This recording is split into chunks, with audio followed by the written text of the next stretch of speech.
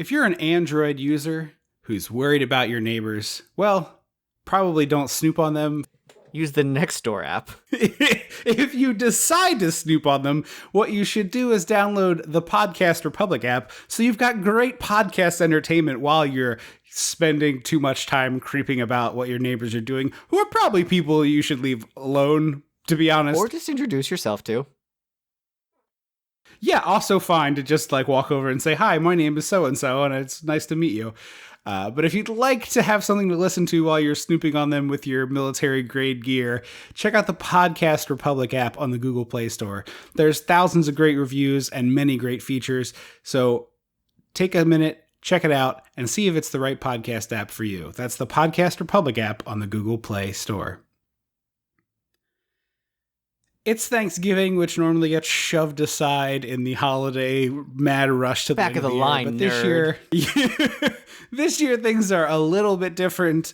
Holidays are going to be weird for a lot of folks. We hope that you're doing okay. We hope that you're safe out there. And this is a weird segue to do those nice platitudes about hoping you're well to just transitioning into asking you to be, to support the show financially. But that's what I'm going to do very quickly here. In case you missed it, we've got some new Patreon stretch goals. We've got a new bonus Christmas-mentary that will definitively not be related to Christmas in any way. That is a ground rule for it, but it's just a small little bonus treat. So all Patreon folks are getting a little bonus in December, and that's one of our monthly bonus episodes for the $5 tier folks as well. So there's a lot of content coming to the Patreon, patreon.com/dissectingthe80s. Check it out, see if there's a tier that works for you, and get some bonus episodes of the show to give you something to listen to during these bleak hell months ahead. That's patreon.com/dissectingthe80s. Welcome to Dissecting the 80s, the 99th most popular film review podcast on the American iTunes Store. Don't fact check that. Recording. It was like a fluctuating thing, but I promise it's real. It was real. I am one half of the mega podcasting powers, Trip Lano. With me, as always, is my tag team partner, a man who definitely would want to rear window one of his neighbors if given the opportunity, the Macho Mandrew. Andrew Lano. Yeah, I mean, I don't really it's the way my apartment is set up that like I my windows look into a wind tunnel. So it's not really great for people snooping. Well, like I said, it's like an idea of being Jimmy Stewart, less this than it is being Jimmy Stewart. Is that Jimmy Stewart? In Rear Window? Yeah. I haven't seen Rear Window in a minute. Yeah, it's Jimmy Stewart there. So wait, isn't that Jimmy Stewart is the same guy from Clarence, right? Yeah. I'm in a Hitchcock movie. I did not know that was him. Alfred. Huh. I'm in a wheelchair. Huh. Noted. Yeah.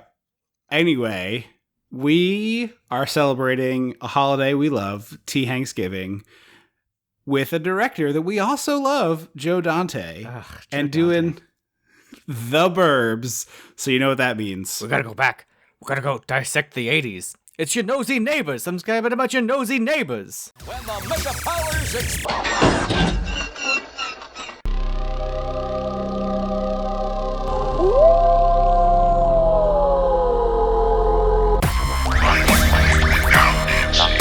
It's time. Right. Do not make sense of moves. Get away from him! And where the hell's the corkscrew? Halloween. Wolfman's got Rest in peace. So we start with this Beetlejuice-esque push in here. The score is very Danny Elfman, speaking of Beetlejuice. It is. It's Jerry Goldsmith behind the keys and instrumentation, but it has a lot of Elfman vibes. Apparently also they used his score for Patton, a bunch of notes from that for the guy Rumsfeld, the Bruce Dern character. Yeah, which is kind of interesting. But we start with Tom Hanks investigating his neighbors who have this like kind of alien spaceship-esque power surge thing happening and a lot of wind flying around. And he's like trying to figure out what the heck's going on over there. And then we cut to this this is, I feel, one of the best opening couple of minute montages. Yeah. not just on the podcast, not just in the 80s, but like ever, you get so much detail about all these characters in such quick succession. And it doesn't with just feel little exposition-y.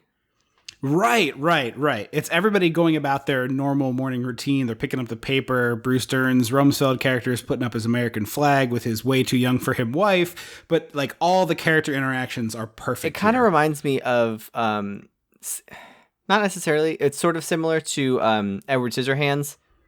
The way, I would say the it's way similar. they sort of like paint the pastel suburbia in that's sort of like very routine. Right, and I would say these movies are kind of spiritual cousins in general. Oh, just yeah. because They're in the same They're family. both about the hellscape of suburbia, et cetera, et cetera. It feels so backlotty, and I feel like that's it's definitely the backlot. Oh, it is. That's definitely, yeah. But I was gonna say, I was like, I don't know the last movie I saw that I was like, this feels kind of like a backlot.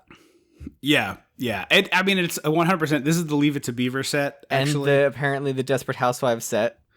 Yes, later the Desperate Housewives set, and also was The Munsters? at least partially the Munsters, but also at least partially the Fright Night set, which we talked about not that long ago, as being connected that way. But you're 100% right; it's definitely a backlot set. However, I kind of like. I don't think it's a bad thing. I was just noting that Yeah. I don't know the last time I saw a movie and was like, this feels like a backlot. Which I'm sure, knowing Joe Dante was 100% a purposeful choice. It's the same way Gremlins has that like very backlot feel. Yeah. I was looking at some contemporary reviews of this, and we often will talk about whether Ebert liked a movie or not. And I feel like he and I didn't always agree on stuff. But if there was something that is like a little counterculture-y, a little weird, a little odd, and he gives it a strong review, that's usually a good sign. Like he loved both. Well, I'm not 100% sure on Tremors, but I'm pretty sure he loved Tremors, and I know he loved Anaconda. Oh, he loved Anaconda. Yeah. And I that is, to me, it's like we had a similar, our taste didn't overlap on a broad sense, but there was a sliver in which me and Raj would have been good pals. And it's like sitting down to watch Anaconda together would have been one of holds those. up. Oh, we just watched it for our binge of horror movies in October, which is, that's not really a horror movie, but God, horror. John Voight's accent. John Voight makes no goddamn sense. He's doing like foghorn leghorn, but his mouth won't open all the way. It's just supposed like to be, the isn't weirdest. it like supposed to be like Creole or something? Or Cajun? So it comes off as Cajun, but my impression is that he's supposed to be Paraguayan or wherever the movie takes place. I think it's Paraguay. I might be completely off on that, but he is supposed to be a native of the country in which they are, which might also be Panama. Again, I did just watch it, but I forget which country it is. So please, this is not me being like, oh, I'm just like hand waving over to some other country. I just don't remember the detail. But I thought he was supposed to be a native of whatever country they were filming the movie. I never got that. Setting the movie in. But anyway, I don't want to get off track and talk about John Voight for 20 minutes because that will be a disaster. But anyway, Ebert did not care for this one. And one of the things he dinged it for was that this set looks like the backlot. And I agree with you. I feel like that's a deliberate choice. Yeah. Like they wanted this to look fake and manufactured and artificial to kind of sell it. It's much the same way Beetlejuice uses that to its advantage as well. Mm-hmm, exactly. Although some of Beetlejuice was location. Right. I'm sorry. I more mean the Edward Scissorhands. Yes, but Beetlejuice also uses the like model development as a thing, You're right. And that's what I was thinking of, which is not the same thing. But yes.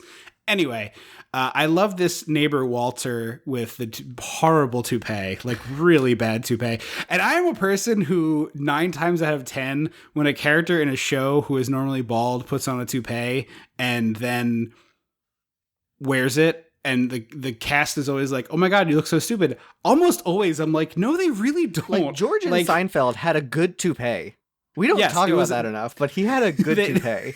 They didn't give him a bad toupee. They gave him a good toupee. And like, if you're going to do a comedy toupee, it needs to be this guy's toupee, which is awful. Like it doesn't match his hair. It sits on his head terribly. Or it needs to be like only taped on one side so the wind can flip it.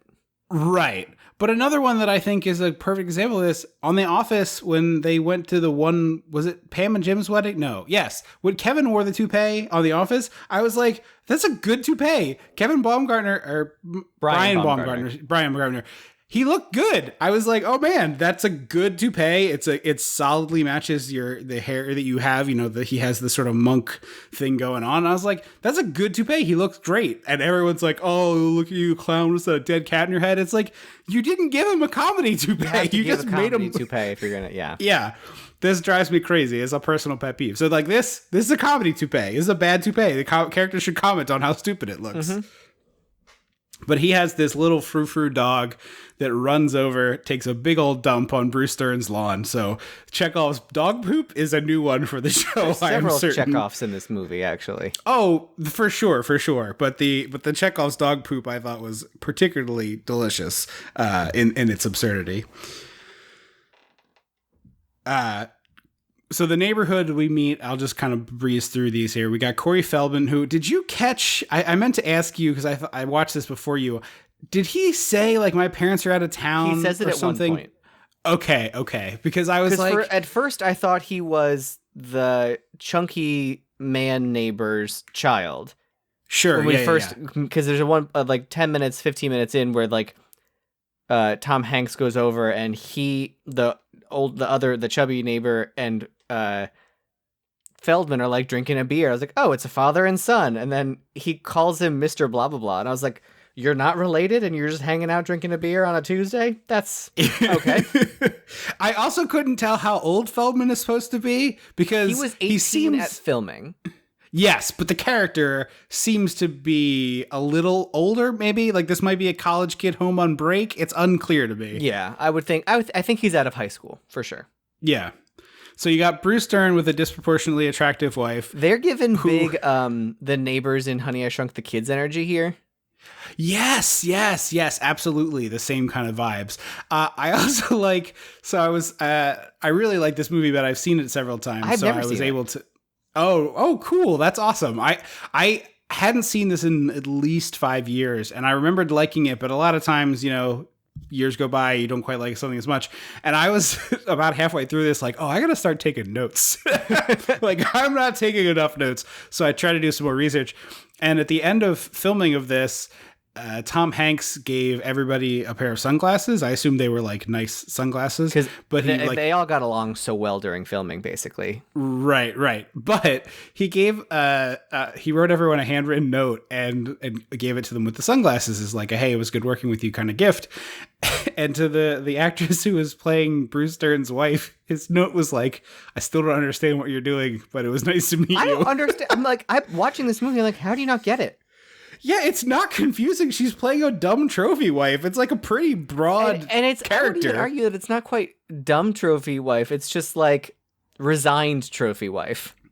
Yeah, fair. Okay, that's fair. She isn't exactly. Yeah, she doesn't get enough time on screen to be stupid. Exactly. Yeah. Is also more and her accurate. outfits are amazing. Like her first outfit, yes. She's wearing like cooter out negligee with marabou kitten heels, just like walking around her neighborhood. And I was like, sure. They're walking out to put up the flag that they raise and lower every day with a ceremony.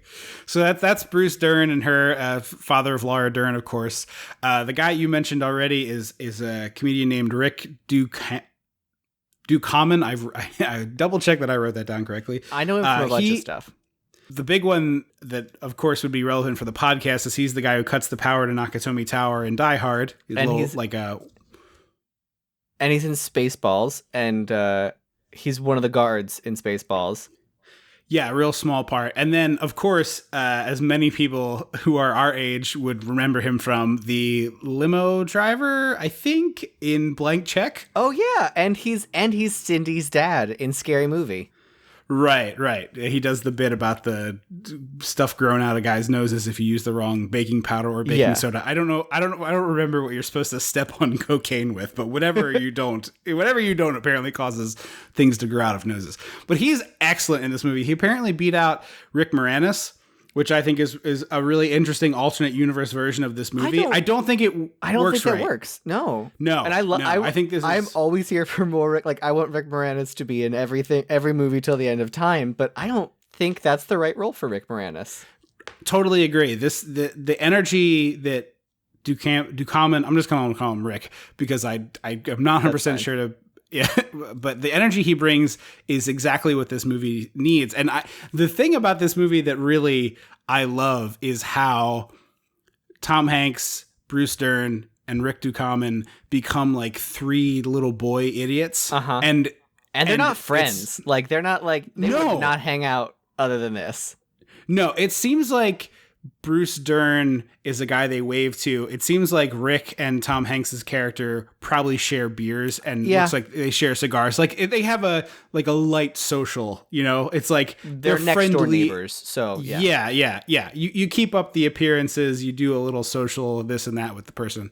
He also gives me that camp counselor in Heavyweights. Yeah. Yes. You knew where I was going. Yeah, for sure. He does have a similar vibe to that actor. But what I really like about it, though, is this is a thing that I completely relate to. And I think a lot of people do. Like, there's a How I Met Your Mother episode about this very thing. Like, I'm sure it's been on other sitcoms. But when you start hanging around with people from your past, you can often revert to like a certain energy. Mm-hmm. And I don't get the impression these guys are childhood friends, but I do get the impression that they're all able to slip into that stupidity very simply. And so they all just build on each other. And it's a really great, it's almost as if this movie is a pot boiler, which is this absurd thing to say for such a silly movie, but it does sort of have that vibe of like, we start the movie by putting the pot of water on and cranking it to high, and we just wait. And then eventually it goes crazy. Yeah, you're right. So that's we got Corey Feldman, Bruce Dern, we got Rick Ducommun, and then Walter, the bad toupee neighbor, and then we have the creepy house, which is just so over the top in its design and implementation. It feels like this neighborhood wouldn't have let this house get, because the new neighbors have only been there a month. That's established, right? And this house is like, looks like it hasn't been lived in 8 years. I wondered if it was supposed to be like the previous owners died, some months went by, and then the house got sold. And in those months, like it just sort of like it was already kind of a house that needed help because it was an older couple that lived there. And maybe they're a little behind on their maintenance, you know, where it's like the house hasn't quite shifted into disrepair, but it's getting tired.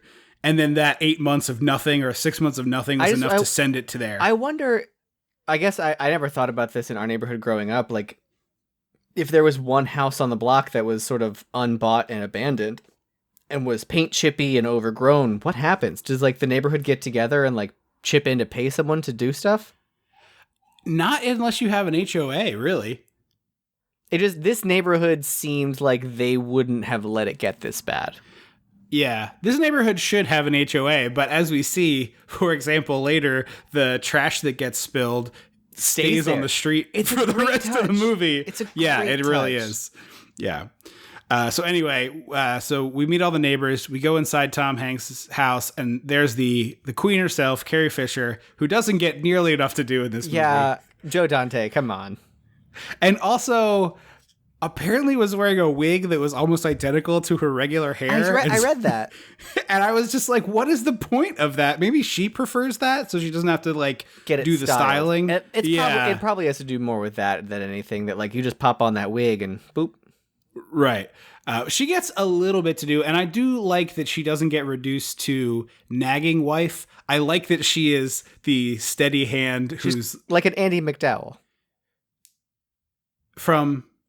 I feel like in the 90s, her role was always the like housewife who's like, hey, are we sure? Maybe. Yeah, I guess I could see that. I just feel like she gets a little bit to do, and that she's like, my God, you three are morons. They're just people. We're going to go over there and have cookies. But I wanted her to have 10% more to do in this movie. I would have liked more screen time from her. And they have a kid, which I was Tom reading. Hanks also wanted really to cut from the movie.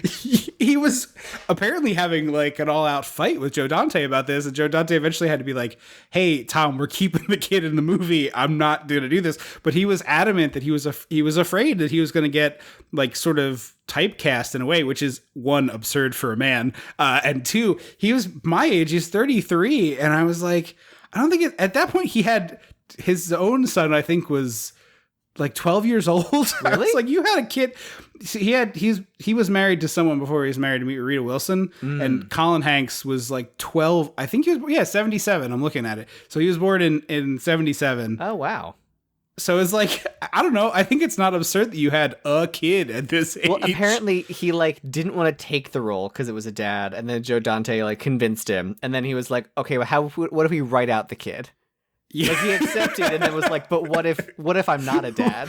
What if I was just a husband?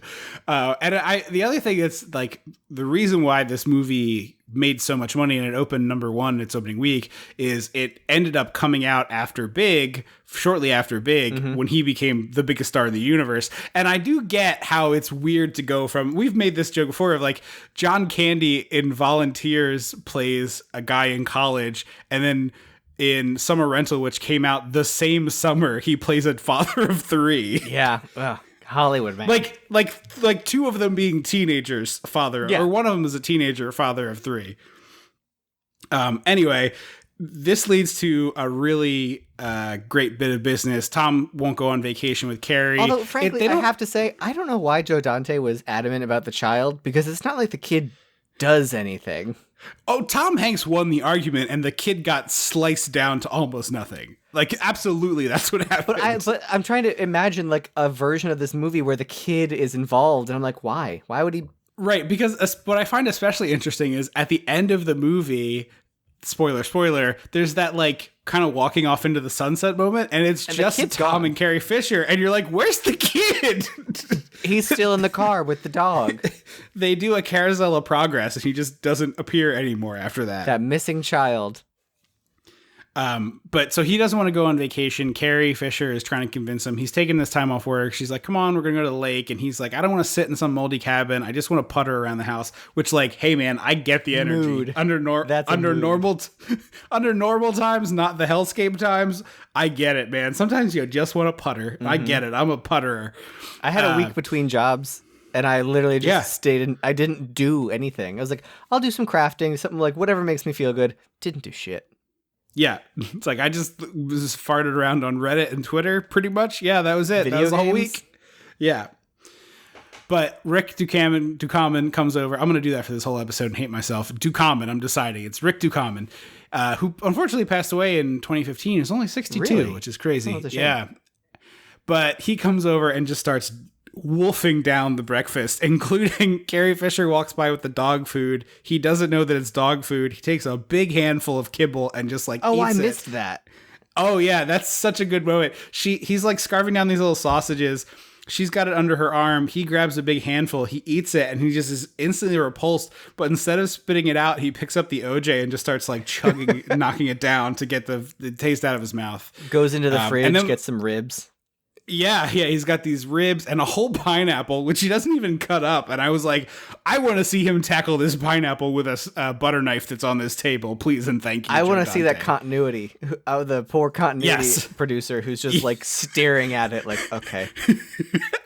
I imagine a world in which, because a lot of this movie was filmed with a writer's strike, a lot of it was ad-libbed, and I'm just imagining the scenario in which, they're doing the scene and Rick grabs the pineapple and he starts to cut into it, and all of a sudden someone yells cut, and Joe Dante whirls around and is like, who called cut? And it's the continuity person who just takes the pineapple and throws it off the screen.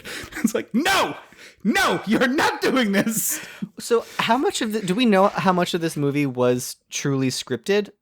So there was a script for, A to Z of how the movie would go, and so they were ready to start filming, and then the strike happened, and that affected the ability to have rewrites. So what Joe Dante did to get around it is he hired the writer as an actor. He has a little cameo as that. I believe he's the cop who gets Yeah, but I believe the writer is the cop who gets the thing jammed in his car at the end. I'm not 100% sure. I didn't verify that, but I believe that might be him. But in doing so, he was able to be like, so, what do you think they'd do in this scene? And the guy could be like, oh, they'd probably talk about this. And then Joe could be like, hey, the writer says you guys should talk about this. And then they would kind of do that. So it was like, he can't write dialogue, and being presumably a good member of his union, he wasn't doing that, but he was willing to like talk about the broad stuff to get them through it. But apparently a lot of Rick Ducommun stuff is ad-libbed. A couple of big moments are like Tom Hanks at the end with the stretcher. That was an ad-lib. I heard that. So there's like a lot of that stuff, the little pieces of it. The Bruce Dern with the wallpaper, which we'll cover in a bit, was ad-lib. So apparently a decent amount, but I would imagine it was more like the kind of unscripted show where it's, here's the scene and we need to accomplish this goal, and we don't have, they probably had dialogue, but then it was like, okay, kind of free form to get to where we're going. You have a few pieces of dialogue, but not a lot. Right. Because I think they had a full script. I think it was the plus ups where it's like, you do one take fully on the script, and then the next take you change something. Mm-hmm. My impression in reading about it anyway, and if I'm wrong, somebody correct us on the Twitter. Yeah. So he eats all this stuff. He's just scarfing these things down and gossiping about the new neighbors and how weird they are. They're the Klopeks, and they only come out at night, allegedly. Because Tom Hanks... Oh, this is the one thing Tom Hanks' son does. He says, oh, I saw them with my telescope. Yes, yeah. And Tom Hanks is like, stop using your telescope to look at the neighbors. Subtext, stop using your telescope to look at Mrs. Rumsfeld undressing. Yes. Because that's definitely what you're doing in a year or two. Well, this kid pretty young. Maybe he's 5 years away. Yeah. I also like that this, basically, it's a classic dad move of, I don't like this conversation anymore, so now it's over. Yes, exactly. This has gone a place I don't care for. So it's just done. Yes. So outside, we've got Corey Feldman being just like the absolute shitheel kid that he is born to play. Mm-hmm. Just so good. Well, apparently his role was much bigger in the original. Yeah, and then they did a bunch of reshoot. They did. It said they changed about 20 minutes of film and which ended up taking out 5 minutes and slashing Corey Feldman's part to like nothing. And I was like, wow. I will say I think he's in this movie exactly as much as that character should be in the movie. And it's not like, oh, Corey Feldman's bad and he's annoying. It's just that this 18 to 20-year-old kid doesn't make sense to be hanging out with these old farts. Like, it just doesn't line up. So I do think it makes sense. If he had been one of those like precocious teens, like sure, if he had been wearing like a suit or like wearing a button down, like maybe I would buy it. Or he doesn't even be like full on, Alex P. Keaton, but he could just be like less of an idiot. Mm-hmm. Like, this seems like a party boy, and a party boy ain't hanging out with old men. Oh. Like, unless they have beer, in which case he's hanging out to have their beer. Yeah. Unless they look the other way at the block party when he fishes a beer out of the igloo cooler. Exactly.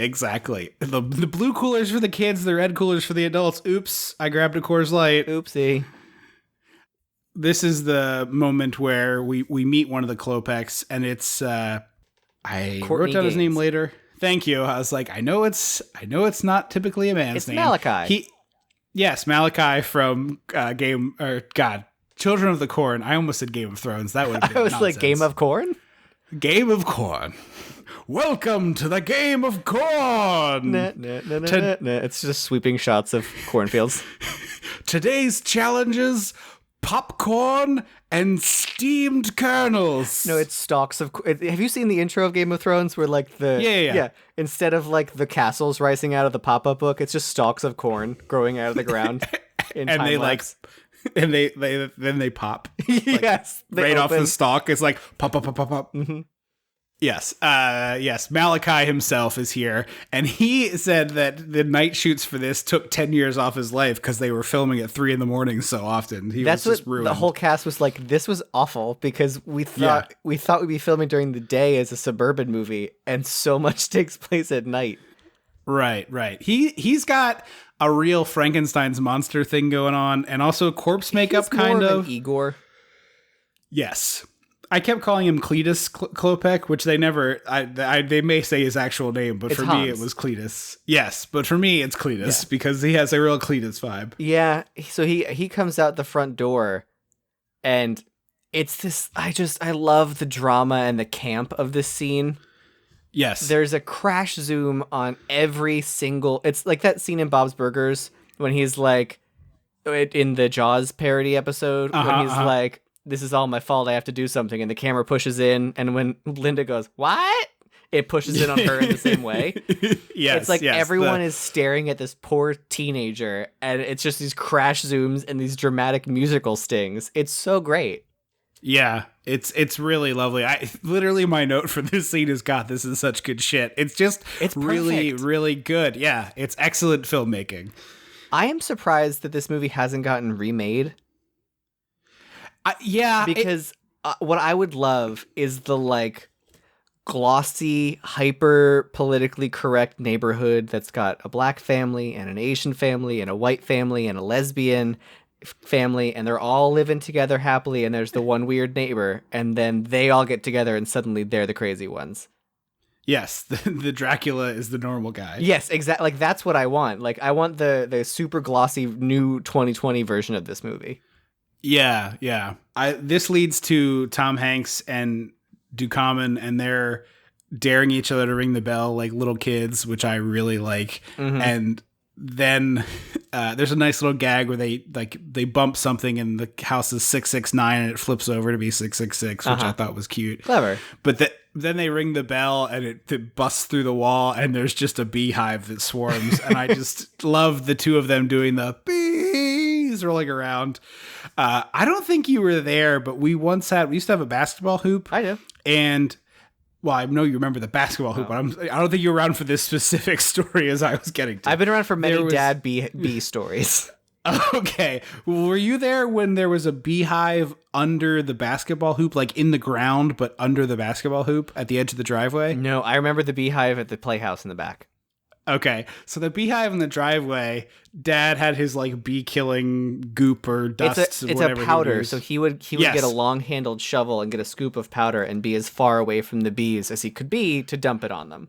Well, he didn't have the long-handled shovel in my memory of this, but that seems more right. But he got me to come help, and he was like, the hose was right by that garage door there. So our driveway had, our garage. There was a basketball hoop opposite the house, and then there was a hose at the edge of the house at the driveway. And he was like, turn the hose on and you're going to be the defense against the bees. Like if they swarm me, you can spray me with the hose. And even as a person who was like not old enough to be giving this kind of input to Dad on projects, I was like, this is not a good idea. Like this is a deeply dumb way to go about this. But of course I didn't say it in those exact words. But even at the time I was like, you want me to what? Like, you want me to hold a hose and spray you as you get swarmed by a nest of bees? This seems really not good for you. It ended up being fine. There weren't many bees that came out, but I just remember being like, me there with this hose, like, my dad's going to get stung 100 times before I can help him with this water. Oh, 100%. But yeah, in the movie, Bruce Dern sprays them with the hose and finally calms things down. Did you notice the little flashes of purple on the screen? The bees? Yeah. Mm-hmm. They looked like almost confetti that was like just like floating in there. It was interesting. I'm curious how they did the bee effect, but I what I really appreciated was showing I almost said Laura Dern. Bruce Dern like instantly jumping into action with his hose, being like, "Oh, come here, I'll spray you, I'll protect you." Because it really like shapes the world of like these are actual neighbors who get along and know each other. Yes, yeah, absolutely.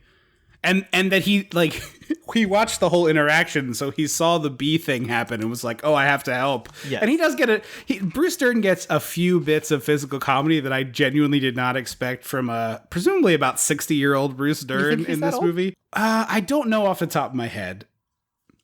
I would have guessed like he's maybe 50. Really, with that hair? Yeah, because it reminded me of the neighbor from Honey, I Shrunk the Kids, and that dad's not that old. He's not like an old man. Bruce Dern was born in 36. This came out in 89, so that makes him 53. You're right.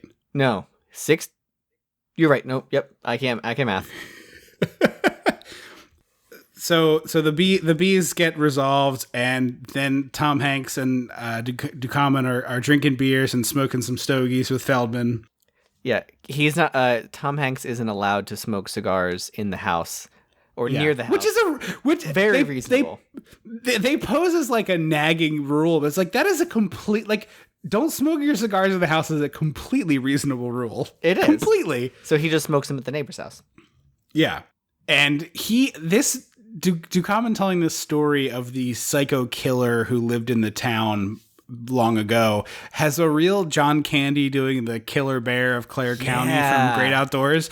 It's he really perfectly tells this story in a way that kind of makes you want to lean closer. Frankly, John Candy is the only other offhand, he's the only other actor I could picture in this role.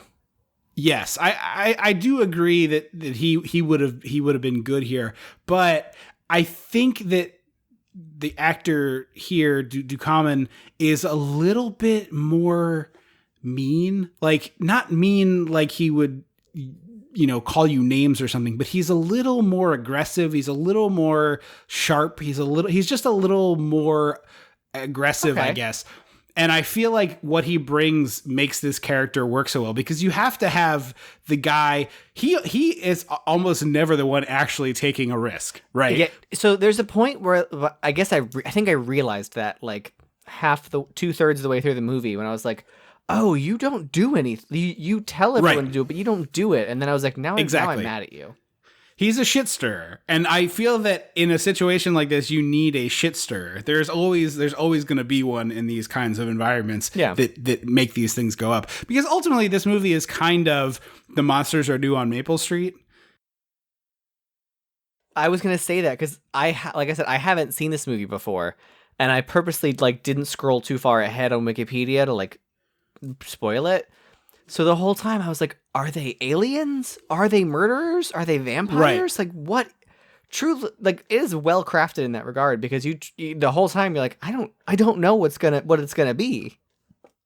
Right. I think this movie is fascinating in that way, because even as someone who has seen it before, there was a moment at the big climax where I was like, wait, is it that they are the bad guys or that they aren't the bad guys? Because honestly, even until the very last 10 minutes of the movie, either of those would be a fine conclusion to this story, which is difficult to do, to craft a narrative that has two completely opposite, completely satisfying endings available to it.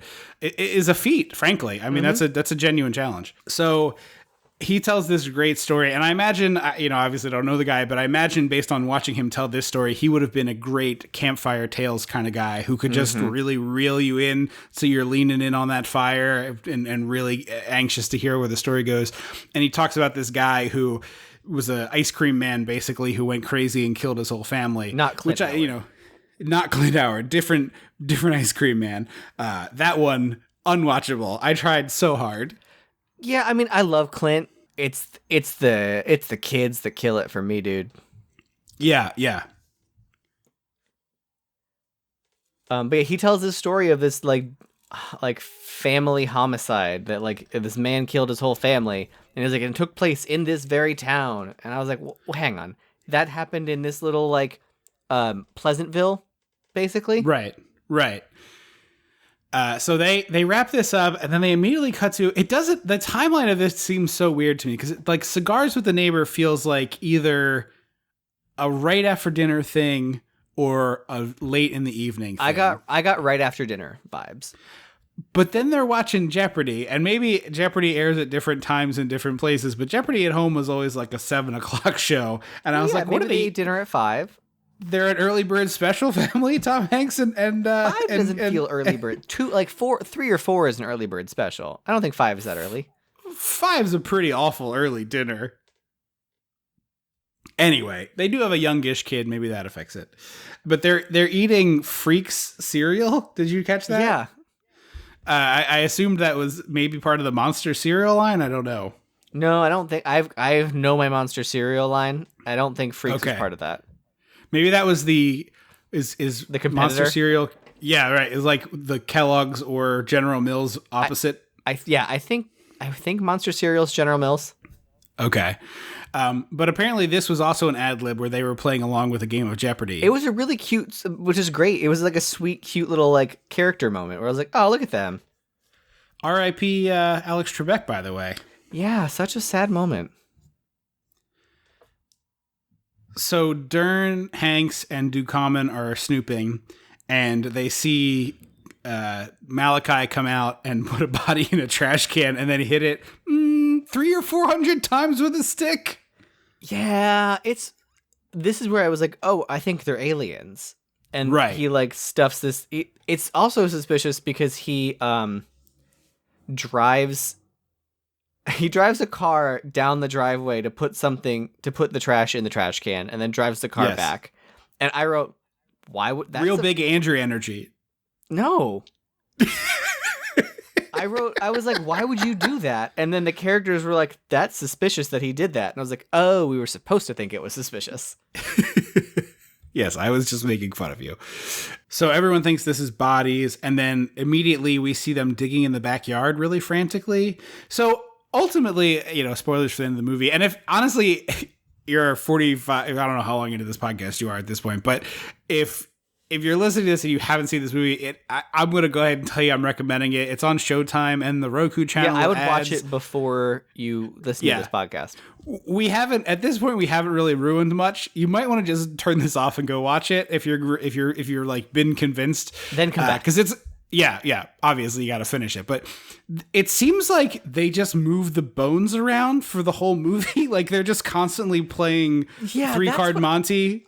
That's one of the few things that I was like, I don't understand fully what we're doing here. Right. Because it seems like they put the body in the trash can and then they're like, oh crap, the neighbors saw. So now we're going to put the body in the backyard. And then later we're going to put the body somewhere else. And then later we're going to put it's like they're just constantly, like I said, 3-card Monty, like trying to move this around. But this leads to, of course, the delightful Dick Miller. It's a Joe Dante movie. So you got to see him. Should have had more, frankly. Definitely should have had more. What I would have loved is if Dick Miller had been in the beginning shot. As a neighbor, or just like a garbage man? It's like garbage day on the first day. Yeah, that would be good. You could have garbage day twice a week. That's not a weird thing. But I feel like for this neighbor, I don't know. There's something there that I like. I mean, it's Dick Miller. That's the thing I like. But yeah, exactly. And he's alongside Star Trek's Robert Picardo, who is the other garbage man. Also, and the honestly. Girls. Yes. I mean, many things. Robert Carter's got like a jillion credits. But honestly, these guys could be their own whole movie. They have this great chemistry together. It seems like they have this whole, like, I get the impression just from this, 4 minutes of scene time, maybe 5, that these guys have been partners for 30 years. They're both, closer to retirement than they are starting their jobs. And it's like, God, I've been working with you for so long. And they like each other, but they also are kind of like one of those old, kind of those married couples who are just like, all right, I've kind of had enough of this business. Yeah. Like I they both need a month off basically. And Robert Picardo is citing Supreme Court cases about when trash is legally public property versus private property versus city property, which is a real thing. And he's like, although they have once it's on the curb, they have a right to it. But someone on the IMDb trivia helpfully was like, actually, once the garbage has been placed in the truck, it is legally city property, and therefore they wouldn't be able to go into the truck to search it. So your window for going through your neighbor's trash is once it's at the curb, but before it's been picked up. Exactly. But have you ever seen the behind the scenes of this moment? So they're all like digging through the trash. They make this huge mess. Dick Miller's really killing it. He doesn't have a lot in this movie, but his scene is out of this world great. Same for Robert Picardo as well. But he's like, who's going to clean this up? And it ends up being Hanks, Ducommun, Bruce Dern, and then Corey Feldman comes over. Have you ever seen the behind the scenes of like just before they shot the scene with all of them? Oh, so you told me about this. Yeah, I'll see if I can find it because I posted it on Twitter eons ago, and I might have texted it to you too, but it was years ago that I saw this. But Corey Feldman is like scatting and bebopping, and like it seems like he was just listening to some music, and he's like singing the chorus of a song as he gets over there, and he's like kind of like dancing and being a little silly, and it seems like everyone is annoyed at him like not like getting down to business time, and Dick Miller is trying to like, hey kid, will you shut the fuck up? We're trying to do some acting here. I love Dick Miller. Good. It's such like an old timer line of just like, we're trying to do some acting here. It's like just such a beautiful thing. I can picture that. Yeah, from a guy who was like a real lunch pail actor, who did a lot of stuff and whatever.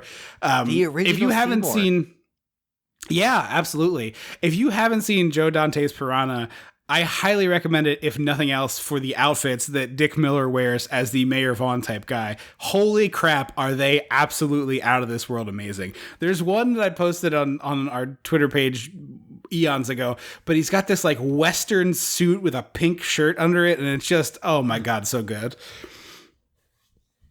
Anyway, this leads to Tom and Carrie Fisher having a big fight, which honestly makes sense. Like, she thinks her husband's a lunatic at this point. Yeah, it's still too early in the movie where I would be convinced.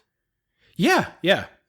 Although I can't imagine at the point where, the neighbor's house is doing the like noise that Tom Hanks isn't like, do you hear this? Like, wake your wife up in that moment and be like, hey, do you see this? Wake someone up. Yeah.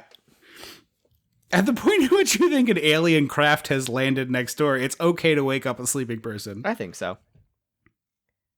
So they throw the garbage all around the street. Yeah, they throw the garbage all around the street, and there it stays for the rest of the movie because they couldn't figure out whose job it was now. And I love that. It gets run over by like 4 different cars. It's really great. Walter is now missing. That's the bad toupee neighbor. And they only know that because Mrs. Rumsfeld found the dog, and the dog is like dirty. Yeah, it looks like it hasn't been fed or taken care of in any way, which we find out later they like ran to the hospital, but somebody could have left a bowl of kibble for this mutt. Like, it's not that hard to do that. Yeah, also, like, I haven't figured, like, I don't see a doggy door of any kind, so that means they just left with the dog outside. Yeah, pretty bad dog ownership from a guy who seems pretty doting on his dog. They sneak into his house, and Bruce Dern cuts a window out and has it with one of those big suction cup things. Yeah, he looks like a cat burglar. Yeah. And then they kind of rifle all through this man's house. Ducommun tries to steal something from him. He also instantly lights up a stogie, and I was like, hey, we're trying to be subtle. Also, this is not your house. So they make a mess, and then Tom Hanks is like, all right, everyone out. This is dumb. Yeah. And I do like the one bit just before they leave the house. Rick Ducommun grabs the cookies out of the fridge, and then the door gets swung open. It's like not a regular door; it's a swing door, and it just the plate of cookies just explodes. It shatters. It really breaks. And so he's trying to write a note that's like, "Hey, Walter, your dog's at my house. Like, it's okay." Oh, they find his toupee. That's the other thing. Yeah, they found his toupee, and they're like, oh man, something bad must have happened. What's funny is the first draft of the note, he's like, hey, Walter, we found your dog. We broke the window because we thought something was wrong, is the way better note to leave. Oh, it's subtle. It's solid. It's clean. Instead, he says, Walter, I have your dog. Yes, and then puts it back through the mail slot with his toupee. Because honestly, if a neighbor who doted on their dog went missing and their dog was found running around and you picked up their dog, my first instinct is they have died. Yes, of course.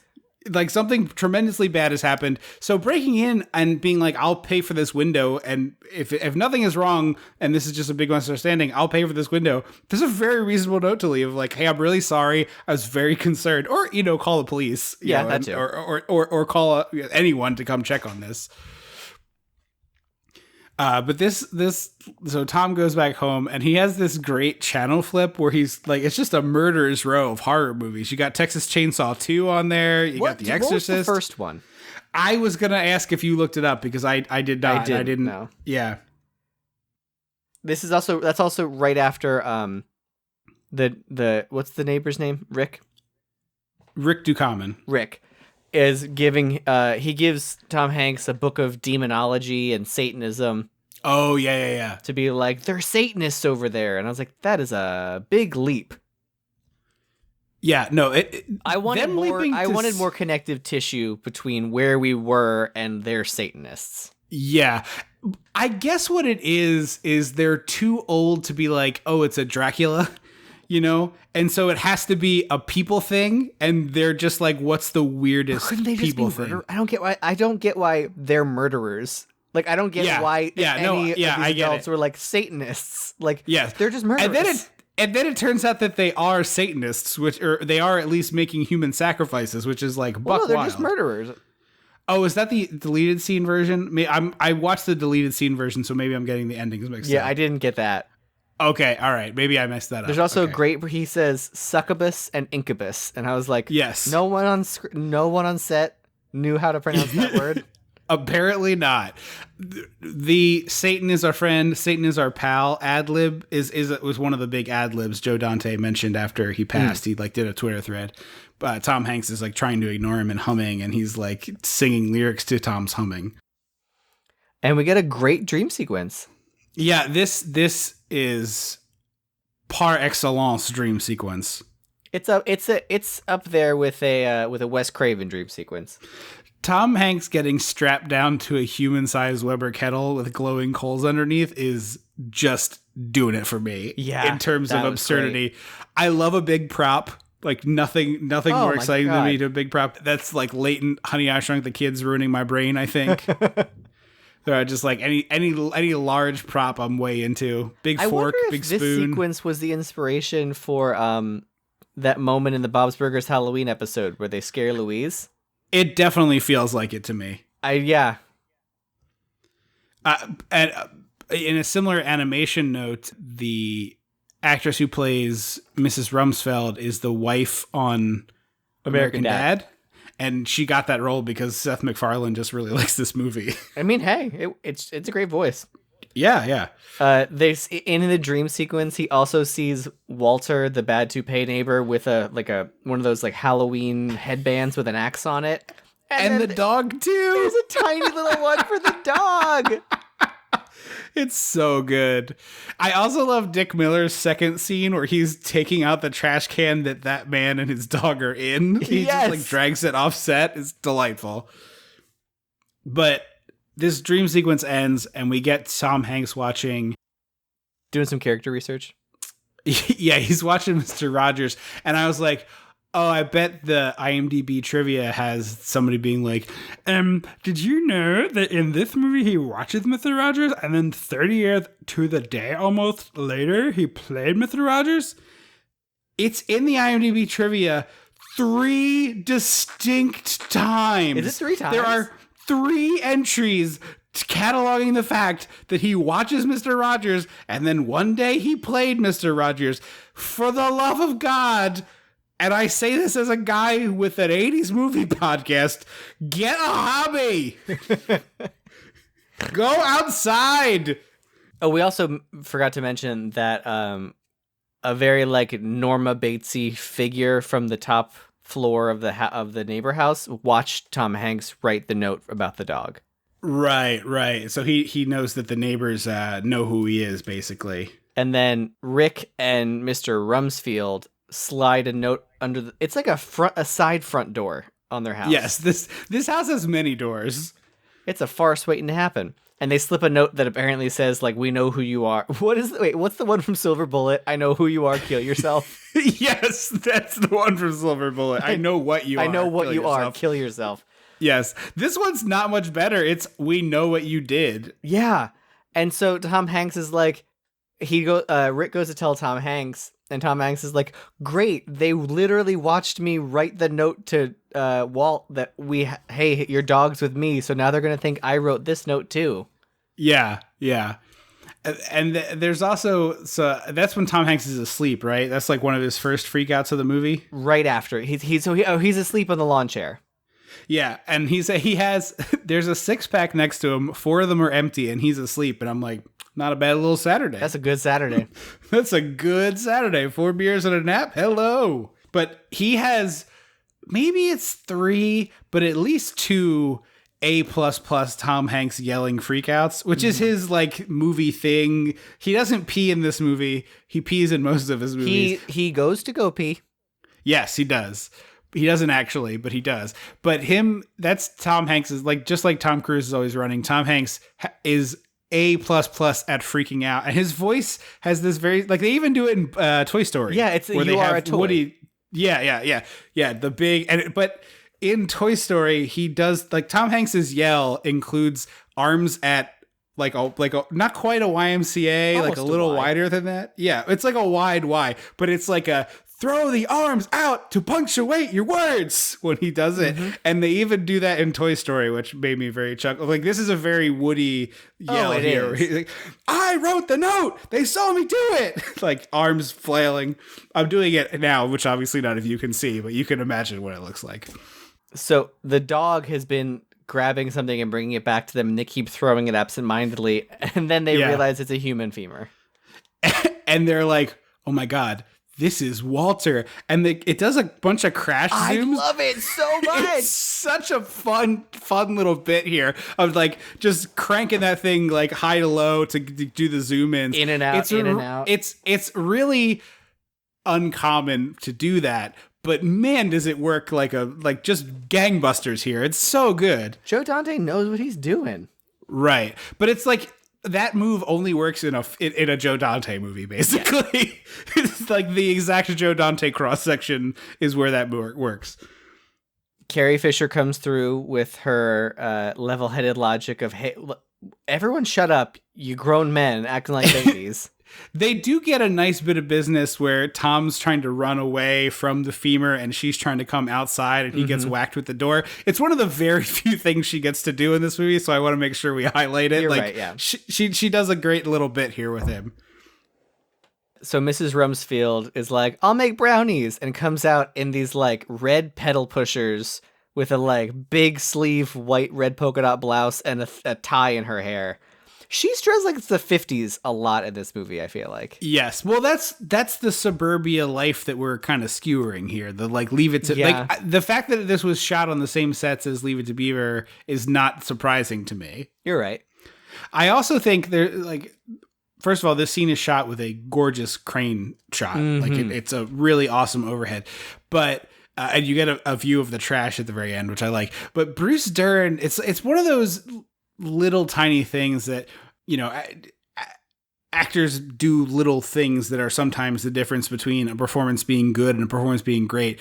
And he is holding these cookies in this like absurd, exaggerated waiter style with his arm at like a 90-degree angle, but the cookies up over his head. Or brownies, excuse me. It's almost like he's wading through like when you see soldiers wading through a swamp with their gun over their head. Yes. And it's very silly. It's like the stupidest way you could carry this tray of brownies, but he fully commits to it and he's walking in sort of this like, you know, like over exaggerated military way. And it's like I said, it's just one of those little things that you maybe don't notice the first 17 times you watch the movie, but later you're like, oh, he's doing this little bit of business here that really makes this character stand out a little bit. Yeah. So Malachi opens the door and Carrie Fisher's like, these brownies are for you. Is your mom home? And just walks inside.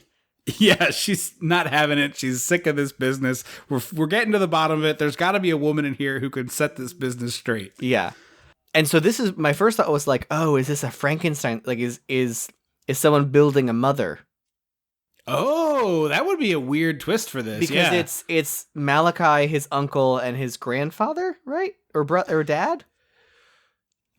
Is the doctor supposed to be Malachi's dad? They do specifically say this, and I didn't write it down. I think that the two men are brothers. Well, he's so I think Uncle Reuben. Right. I think you have it correct. I think it's dad, son, and uncle. Okay.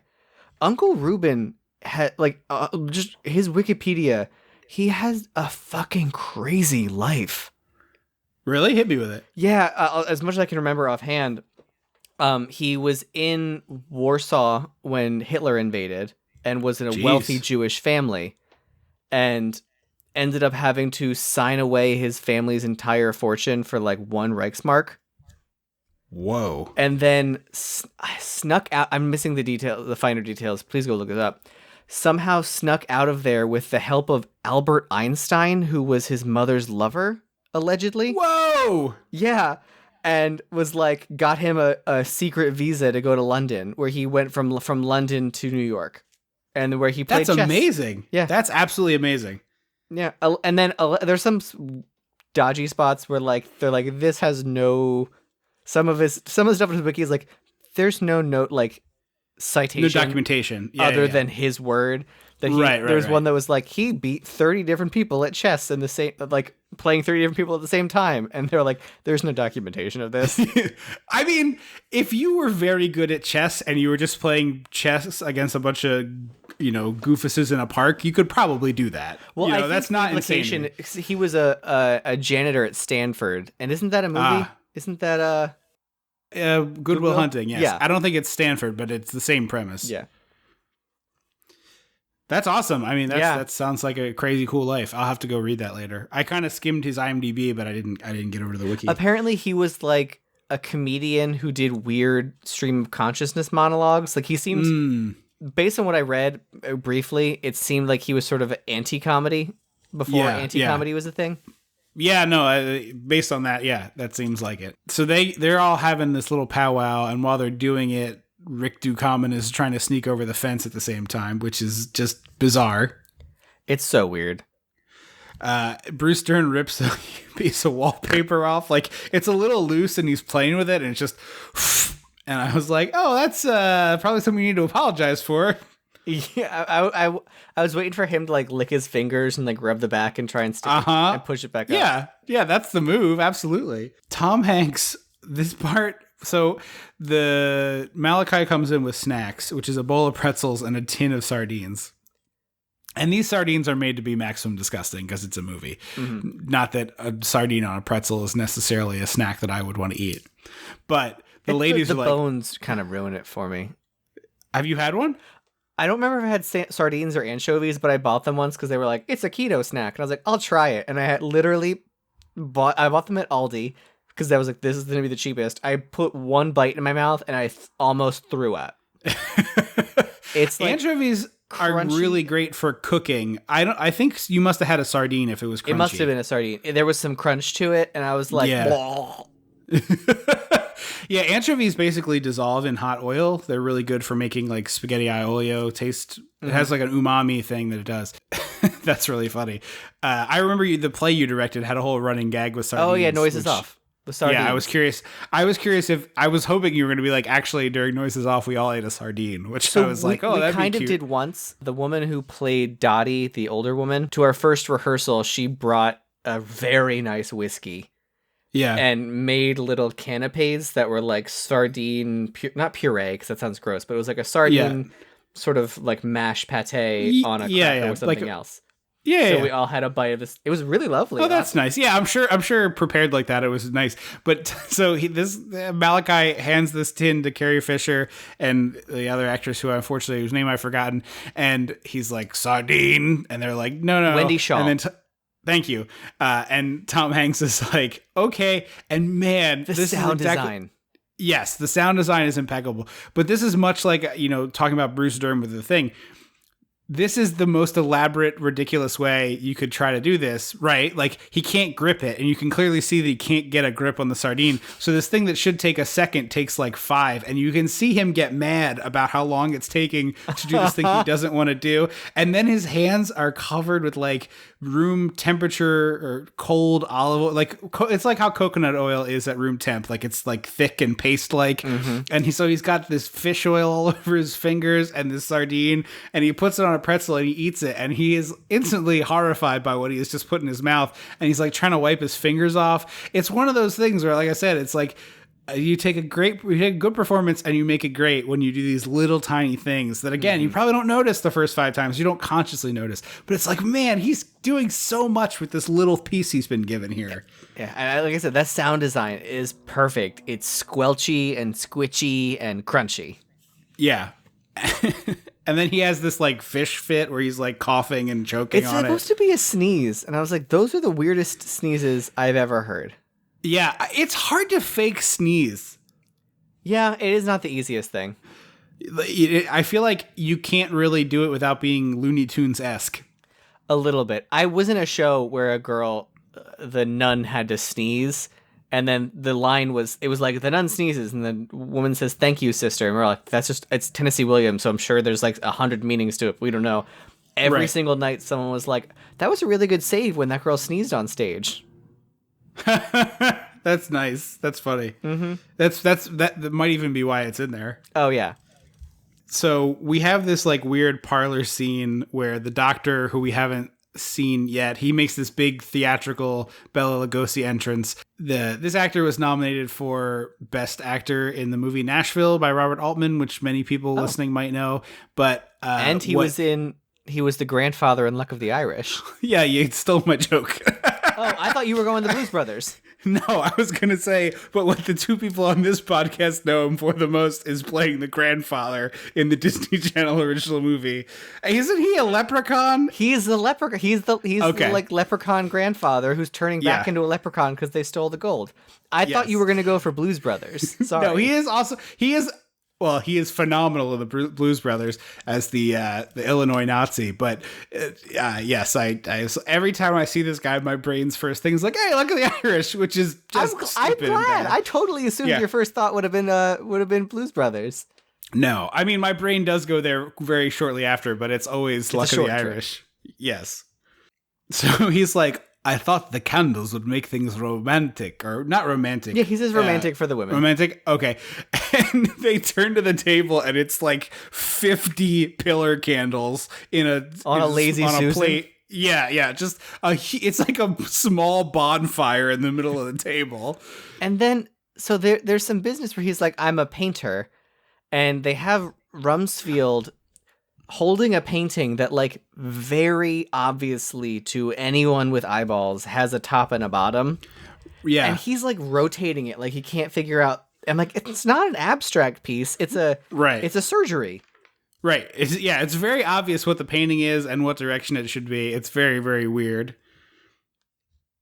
Also we missed the bit where he like shakes hands with Tom Hanks and it looks like it's blood. And then that's how by the way, I'm a painter, which I thought is pretty good.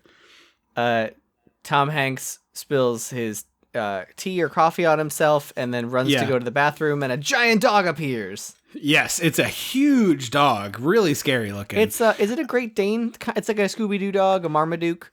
It definitely looks like that, and it also has like a little bit of German Shepherd-y vibe to it. Like it's got those sort of pointed up ears. I don't know nearly enough about dogs to be able to pinpoint it, but it's in that vein of like big aggressive dog breed. I also really like Bruce Dern. Like the three people, Tom Hanks, Carrie Fisher, and Shaw, are all trying to like get information sort of like subtly and on the down low. And Bruce Dern's like, so why are you cutting up people in your basement? Yeah, I'm like, hey, buddy, this is an espionage mission, right? Not a scorching. I don't know. We're coming in quiet, not at maximum decibel. Yeah. But this leads to a cool thing where like the dog is chasing them and we see Rick Ducommun in the backyard and the dog is chasing him and he runs into the fence and then suddenly there's like all these lights and sirens and just so much noise. Mm-hmm. There's a tripwire at the top of the fence that turns the house into Laurie Strode's house from Halloween 2018. Yeah, 2018. 18, yeah. No, that's exactly what it is. So the men are upstairs having a powwow, and there's a lot of this like sort of bullshit of like, oh, take your balls out of your wife's purse and blah blah blah. Carrie Fisher's like, look, there was nothing there. We need to leave these people alone. And Tom Hanks is like, you're right. Let me talk to the men in the den. Yeah. And they think he's like all whipped, and they're making like whoosh, whoosh, and chicken noises and stuff. And then Tom Hanks reaches into his very, very small shorts and pulls out Walter's too. Yeah, there is not a lot of space in these. As a wearer of tiny shorts, I don't know where you're hiding that thing. You couldn't put a credit card in that thing. No, maybe a credit card. And he pulls out Walter's toupee and is like, "See, they got him." And his mail. Oh yes, the bills. And this is the point where I was like, okay, at this point, I'm thinking it's a murderer. Like, if I were in the world of the movie, I'm like, oh no, this is like, that is what my mind goes to. Yeah. And so But I do love that the entire time that this happens, like, this is three dudes who definitely like could just call the cops, right? Like it's so Easily weird call to the me. cops. It's so weird to me that this movie never has them do that. And it's always this sort of Hardy Boys business. Like, we're going to catch the murderers. Yeah, I would have loved a moment of that. Of like, we can't call the cops, or Yeah. even if it was like, hey, let's call the cops, and Rumsfeld is like, I have unlicensed guns in my basement. You can't do something. Yeah. It's a little bit like where the kid calls the cops in Fright Night and is like, my neighbor's a vampire. Mm-hmm. They don't have great evidence per se, but they did find a man who they think is dead's toupee over there. Yeah, like, hey, the toupee was in the neighbor's house, now it's here. Yeah. Cut to the next morning, and the Klopeks are leaving, and immediately Bruce Dern is like, There's also a great shot in Feldman's sunglasses. There's a reflection. Oh, yeah. Yeah, that is really awesome looking. I think there was the implication that they were going to move again. Oh, he does say that they have to go away or something like that. He intimates that they're going to be away for some time, like more than just a short visit. He says we're going to the local college tomorrow we're going to a college tomorrow to talk about registration or something. Yeah. And Carrie Fisher says like, "Oh, it's a shame that we didn't get to know you better." And I was like, "So are they moving again?" Yeah, it does at least imply that he's going to be away for some time, although they don't get exactly to it. But Tom is basically like, look, you take the kid and you go do something, anything. I'm going to go play golf. And she's like, you hate golf. He's like, yeah, but I'm going to play it anyway. And then Ducommun comes Carrie, over. You know this is a sham. Right. Meanwhile, Ducommun comes over dressed like a golfer cartoon from golfer. From like 1944. Like, this is what Gene Belcher would wear if they were going mini golfing. Yes, absolutely. Now I want to see that episode. Yes.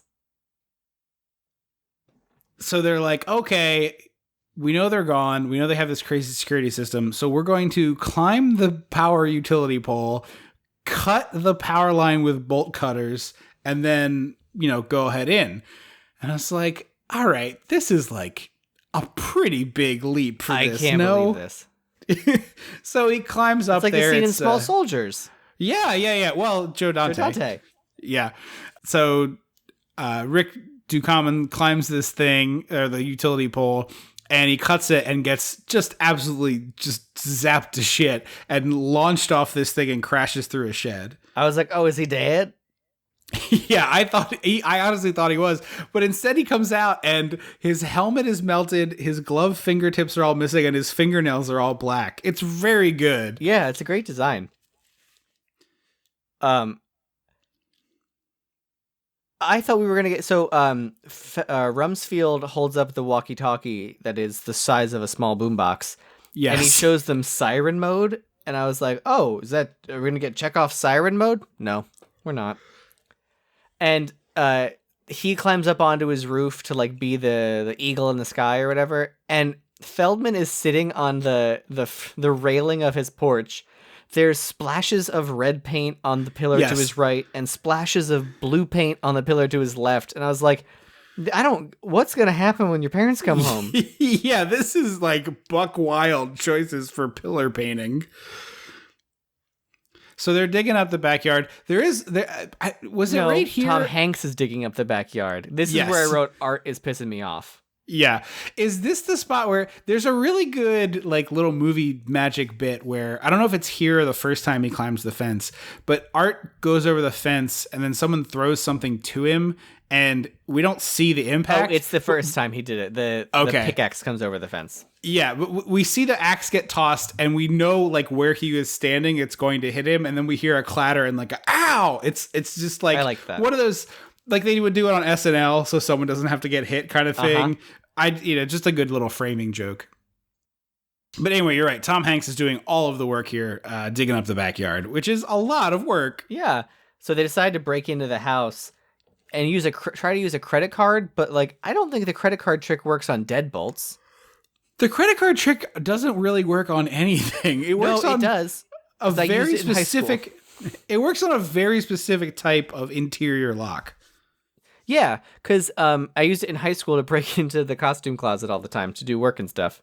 Yeah, it works on a very specific type of lock, but like very easily preventable because obviously people want doors that are more secure than that. Mm-hmm. And we get a Dutch angle. Yeah. Tom Hanks punches through a window when the credit card trick doesn't work, and they just full on break and enter. Why not? And in the basement is the furnace from Home Alone, I think. But also from a crematorium. Oh yeah, this is the side of a small car or a large car. It's the size of like a 1950s era Cadillac. Yeah. So this is what I don't understand. They go, oh, the whole house is running on batteries, and show some weird like roughshod paneling situation, and they're like, the whole house is running on this, and I was like, what's the implication with that? Like, I don't get it. I thought they were trying to say that they were using so much power that they're trying to not show it on the grid, kind of the way how like that's how they catch people growing pot back. Like if the house suddenly has a huge power draw, they're like, oh, they must be running. Oh, really? There must be a reason. People have been caught growing weed because you use those like grow lights that draw a lot of energy, and people who are like, not someone who's growing like a weed for himself, but someone who is growing like many weeds to sell and distribute. Yeah. People have been caught that way. So that's kind of what I was thinking. Like they're trying to keep it a secret of how much power they're using, but it's an odd detail that doesn't get explained. Yeah. So Feldman has been watching. Oh, I figured it out just now as we were talking about it. They have to say it's running on battery power because they cut the power to the house, and then otherwise they wouldn't be able to use this stuff. That's the reason. There we go. So Feldman has been inviting someone is putting a phone back into the pocket. Like there was a tweet being like, "You ding dong," and they were just like, "Oh nope, he got there." Feldman keeps inviting people over to watch Rumsfeld watch the house to the point where it's just a small party. Yeah, like a tailgate sort of. Apparently, this movie is credited with the creation of the phrase "pizza dude." That's allegedly nonsense. I saw that too. That's absolutely nonsense. Like this movie did not coin the phrase "pizza dude." I'm sorry. It's impossible that that's true. Because that was a Feldman ad lib. Right. I mean, it's a good line. It's a good ad lib, but there's just no way. Mm-hmm. Bruce Dern. So as this is happening, Corey Feldman's like yelling up to him on the roof. He takes a wicked stunt fall. It's off a this good roof. fall. Obviously, it's a stunt person, but the doubling is so good that you honestly can't tell. Mm-hmm. Feldman at this point tells him that he's cut out power to the whole neighborhood, and they're like lighting candles and using lanterns and things like that. Yeah. The Klopeks come home just enough to see that the basement lights are on and drive away to get the police. He turns his lights off too, which is like the silliest thing because his car is basically Dragula and it's billowing smoke. And then they see Walt came home from the hospital. It turns out. Right. Rick Ducommun went out to get something because they're digging a hole in the basement, and they get to the point where they've hit like muck and whatnot. It's full of water, and he's like, "All right, Tom Hanks, we gotta call it. Nobody will bury him this deep. This is crazy." And then Tom Hanks hits metal, and it's like, I found it. And I kept going like, why do you think he's buried in metal? Yeah. What about this makes you think he's in metal? Well, I think they thought the Wikipedia says he thought it was a crypt. Yeah, no, I get that that's what he thinks, but why does he think he's in a crypt? I don't know. So Walt is home, which means the whole crux of the theory was that like is shattered. Right. They killed our neighbor. The neighbors 100% were just asked to collect the mail. It's good that you figured that out. I've seen this before and I didn't remember that detail. I was like, oh, that's what happened. That's why the neighbors had it. It's weird that they asked the neighbors in the house that looks like the Munsters' house and not any other neighbor, but yeah, whatever. Well, I wonder if it's because Rumsfeld doesn't like Walt. That could be. It could also be that they came back at night and the weird, creepy kid was outside or something. Oh, maybe, yeah. So the Klopeks drive up with the police in tow. with the police, as Tom Hanks realizes he hit a gas line with his pickaxe. Well, just before he hits the gas line, there's the shot from Jurassic Park with the Barbasol can that they're like throwing. He's like throwing mud. Oh, over the thing, with the walkie-talkie. And they're like, Tom Hanks, it's not Walter. Get out of there. Get out of there. So he runs out the door. He runs to the front door as the whole house explodes, and it's a beautiful explosion. Really magnificent. I love especially this little tower crumbling down. It's like a lightning rod on the house. Yeah. The makeup on Tom Hanks is gnarly when he comes out of that explosion. He looks messy. His shirt is all full of holes. He's very Wile E. Coyote after an explosion. Yeah, but he's a person, so like one eye is like squeezed shut. His missing hair on the one side. Yeah. And who shows up as the police officer but the nemesis, the patriarch of this podcast, Rance Howard. Damn you, Rance! Honestly, I think he's fine. It's like four lines, whatever. Yeah, also, he's got a much more Clint energy than he does BDH energy. Who, by the way, directed another very, very good episode. Another very good episode of The Mandalorian. Maybe that's just it. Maybe she's just not a good actress, but a great director. I'd be fine with that. I honestly think her direction is more interesting than her dad's, and everybody freaks out about his talent, so... At least in those two episodes. Yeah. This leads to the final Hanks freak out where he just is like at a 10 out of 10. And at this point, as I alluded to before, the movie could have two completely opposite endings and both would be justified. I almost wish it did end this time. Would you rather it end that they're just weirdos and they were all loopy out of their minds, or do you prefer that they're actually the bad guys? So I think the only because I think the movie needed 5 more minutes to wrap up the bad guy thing. Yeah, I agree with that. It is. I wanted an explanation of why they murdered this old couple. Like, do they just murder Like, is there like an MO? Like, I wanted a little more of that. But I loved the idea that because Tom Hanks says he's like, they're not the problem. We're the problem. We spent our whole week like torturing and spying on these people who were just living their life because they're weird. Right. They're allowed to be weird. Leave them alone. So this leads to Tom Hanks, like he jumps on the stretcher and then he hops back up, picks it up, throws it in the ambulance and gets down on it face first, which is very funny. That was the ad lib we talked about earlier. So this is where the two endings differ. And since you didn't watch the other one, I'll just quickly right here describe what happens with the other one, which I think is kind of interesting. So Tom Hanks is in the ambulance. Second ending. Yeah, I discovered that there was, and I was curious what it was. I don't think I like it better, but it does answer your questions. So Tom Hanks is in the back of the ambulance, and the Dr. Klopek is there. You hear like a glove snap, and Tom turns, and it's Dr. Klopek, and he's like, "I'm going to take very good care of you." And he picks up this syringe, and then he starts like monologuing about how he killed the much like he does in the cut of the movie that exists. He talks about like he killed the neighbor. Okay. In the actual movie ending, does he say that he killed the neighbors? Yeah, he says, I let you keep the femur, but I want my skull back. I murdered the Pats or whatever the hell the neighbors were. I think it's the Naps. The Naps. He's like, I killed them, so I need this skull back. Okay, so he doesn't talk about the skull, but he does talk about killing them, and he's like, and now I'm gonna kill you because you foiled my plans. And so they're like fighting with the syringe in the back of the ambulance. Meanwhile, Carrie Fisher convinces Rick Ducommun to apologize, even though he's like, he tried to kill me, and she's like, come on, you started this, go apologize. They open the back of the van and they catch him like in the act of trying to kill Tom Hanks. And then they pull him out and he confesses and he talks about making sacrifices. He's like, what's the problem with making a few sacrifices here and there? Yeah, that's that version I like better because I understand what's going on more. Yeah. In the actual ending of the movie, they get like ejected out of the back of the ambulance. Malachi tries to drive away, so Tom Hanks is like fighting off Dr. Klopek while grabbing Malachi, and it makes the ambulance like They also keep cutting to the crowd and like Carrie Fisher and the police watching this ambulance serpentine. And I was like, no one's going to stop it.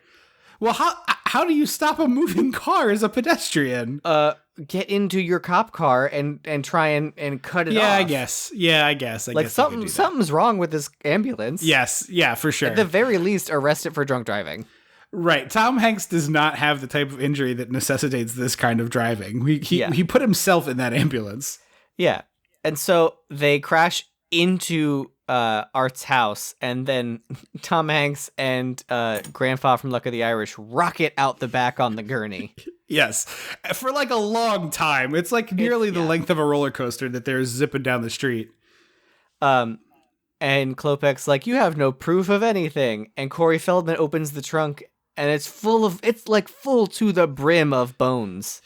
The other thing I found out in terms of alternate endings, I did not find footage of this, but apparently in one version it was a bunch of dead cheerleaders, and then in another version it was Dick Miller. Yes, yeah, which I would have preferred. Yeah, I do think Dick Miller a day rate. Yeah, exactly. He can have a third day. It's fine. He's very talented. This is sillier, and I think matches the tone of the movie best. Like, I think seeing a bloody corpse is sort of not what we're doing here. But I think if Dick Miller and Picardo are doing goofy faces covered in blood. Yeah. You know what I mean? Or maybe they're not covered in blood. Maybe they're just, like, in there. The tongue out, like, ball. Yeah, okay. I'll give you that. I don't want them to be, like, hacked up. Like, they can't be blood. I honestly think they should be basically bloodless. Like, maybe I don't mind them being bloody, but like both their body is just like strewn across the in the trunk. Yeah. I don't understand. Like, there are so many skulls. Oh, like, yeah. So many bones. Oh, yeah. Rib Whose cages. bones are these? Yeah, exactly. Why are they in the trunk? If he killed the Naps, that's like 2 people. Who are all these other folks? There's like 5 to 6 skulls. Right. But that's the end. Like, we see as we're walking back, Tom Hanks is shuffling down the street with Carrie Fisher. Rick Ducommun is giving a big speech to the TV of like, all you weirdos, stay out of the suburbs. We'll get you. Mm-hmm. And then that's it. We got a fourth wall break that we didn't need. Wait, what happens to fourth wall break? I think I missed that. Tom Hanks says to Corey Feldman's like, where are you going, Tom Hanks? It's just starting to get good. And Tom Hanks is like, we're going to go on vacation. Just me and my wife, not my child. Keep an eye on the neighborhood for me. And so they walk away, and then Corey Feldman walks a few steps and turns down the barrel of the camera and is like, I love this street. I was looking down making a note. I guess I missed him turning to camera and saying it. I do love that that's the final line. Yeah, I don't mind the final line. I just didn't need a fourth wall break for that. Yeah, I'm with you on that. Final thoughts? It's such a weird little movie. I like it. Yeah. I really, really love this movie. I remembered liking this movie, and after watching it this time, I've upgraded to I love this movie. It's got really good Tom Hanks business. It's got some really fun supporting cast stuff. It's genuinely pretty perfectly cast. It'd be nice if Carrie Fisher had more to do. I don't think it's a huge detriment to the movie that this is a boy movie. Like, it is what it is. A boys' club movie. Yeah, it's a movie about the little rascals who happen to be all in their 30s and 50s or whatever. Yeah. So I think that's fine. Really, like, and every little supporting player does, like, we talked already about Shaw and how Tom Hanks did get it. I think she's really good at that part. I think Corey Feldman's really good at his part. Obviously, we love Dick Miller no matter what he does, but this is a good Dick Miller. Like, he's annoyed. He's had enough of this shit as a trash World man. Weary and beaten down, but beaten back. Dick Miller is a good Dick Miller, which is a perfect attitude for a garbage man to have. Like, it's reasonable that he would feel this way. That's a hard job, especially in the era when you had to like throw trash cans around before they had the automated trucks. Like, that's a hard, backbreaking job. That dude's life is difficult. He's up early at the crack of dawn dealing with psychos. So I that's just really good. And like, Joe Dante unfortunately hasn't made anything really great in a long while. I miss his stuff. I still hold out hope. Like, I'm still, every time there's a Joe Dante thing, I'm like, maybe this is the one. Right? I really enjoy, probably like 15 years ago at this point, the screw fly solution that he made. Oh, I don't think I ever saw that. It doesn't have the same kind of whimsy and joy. I will say that. It is bleaker. Okay. It is a bleaker Dante. But the idea is that men in the world, their level of testosterone, like when they get sexually aroused, that arousal turns into murderous anger and they kill women. What's the movie called? The Screwfly Solution.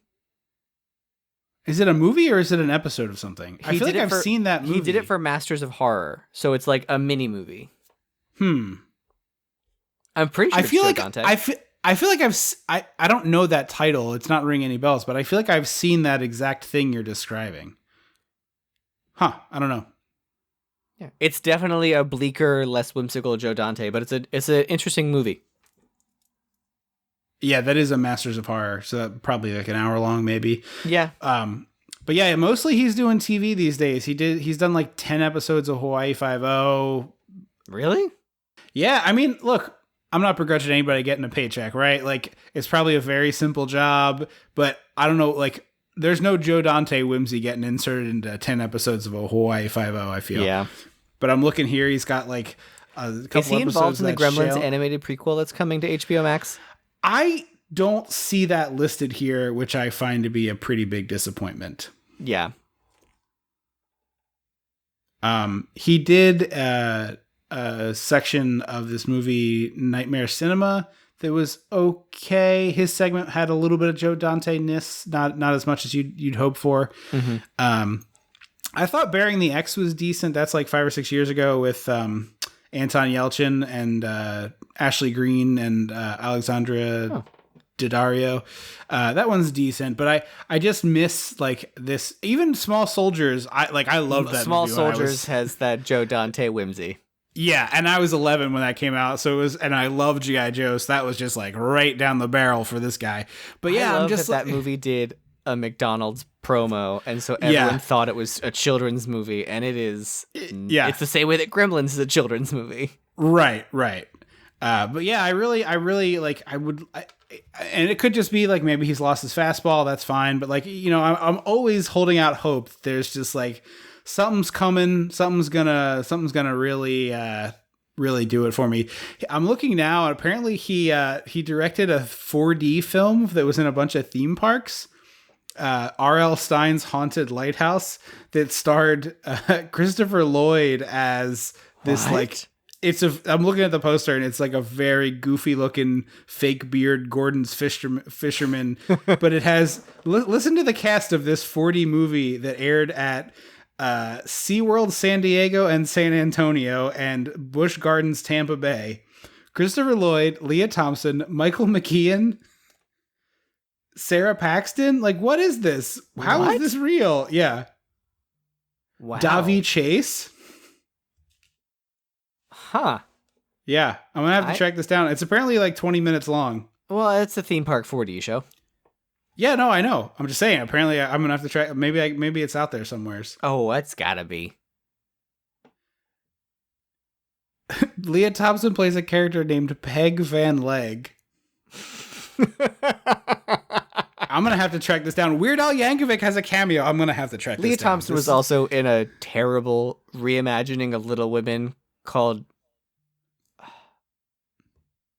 It's not Littler Women. It's I don't know. I don't remember what it's called, but it looks like hot garbage. And I was like, Leah, what are you doing? Well, she's not getting a lot of offers. That's just the nature of the business, unfortunately. But I highly, highly recommend this one. This is a real hoot. It's a great Tom Hanks performance. It's a really fun movie. It's just super great. We stuck it in here with no vampire just because it's got you think they're vampires. They could be vampires for a minute. That's exactly what I went with. But I was just really looking forward to watching this movie. The second to last movie Tom Hanks made in the 80s. He had one more come out the same year. Hard-working man back in that decade. Yeah. But super, super recommend, I think, from you too. So definitely seek this out if you haven't seen it. Like I said, it's currently on Showtime and also on the Roku channel, which is free with ads. Even if you don't have a Roku, you can watch it on like a computer. Thank you so much for listening to the show. Don't forget to check us out on patreon.com/dissecting the 80s. And I guess I have to read this mean review. So just hold on a minute, and someone else called us mean things. I'll just read it very quickly. One moment. I did promise to read the reviews as long as they weren't hate speech.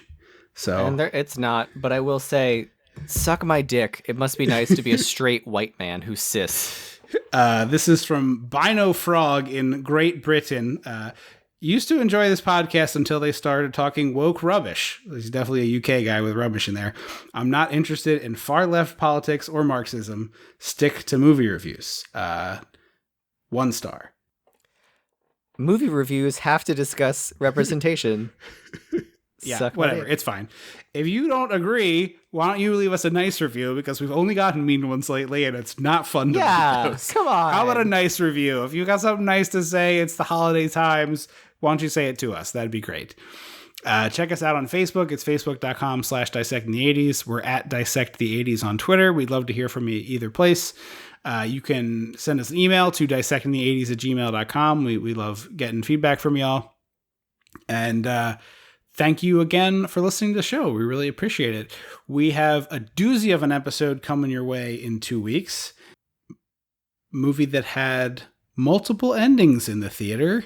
One of my and favorites. we'll probably have to discuss all of them, I think. Well, that's how it runs now with all of them. Oh, really? Is that how it runs on cable?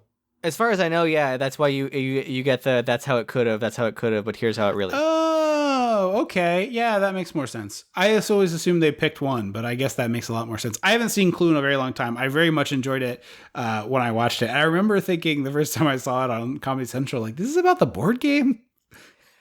Like, It's so the, we'll it's get the into most it. Mel Brooks movie Mel Brooks didn't have anything to do with, apparently. Yeah. But that'll be December 14th. We will be back to talk about Clue. And thank you again for listening to the show. I've been Trip Lano. I will always be Andrew Leno. Until next time. Don't you forget about me. I'm going to leave in your little Bobby Brady there.